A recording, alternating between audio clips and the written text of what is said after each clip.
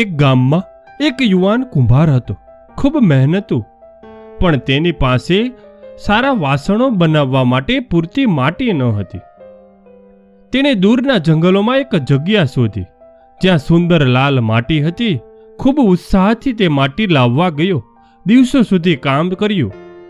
પહેલા દિવસે તેને થોડી માટી મળી, પણ તે પથ્થરોથી ભરેલી હતી. તે નિરાશ થઈ ગયો, પણ હિંમત ન હારી બીજા દિવસે ફરી ગયો. બીજા દિવસે તેને વધુ માટી મળી, પણ તે ભીની અને ચીકણી હતી. ત્રીજા દિવસે પણ એ જ હાલત. તેને લાગ્યું કે કદાચ આ માટી નકામી છે. ગામના વડીલે તેને જોયો અને પૂછ્યું, કેમ નિરાશ છે બેટા? કુંભારે પોતાની મુશ્કેલી જણાવી કે માટી સારી નથી મળતી. વડીલે હસીને કહ્યું, માટી ખોદવાનું ચાલુ રાખ, ઊંડે જઈશ તો અમૂલ્ય રત્ન મળશે.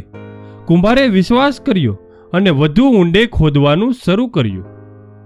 અને ખરેખર 2 દિવસ પછી તેને એવી માટી મળી જે સોના જેવી ચમકતી હતી.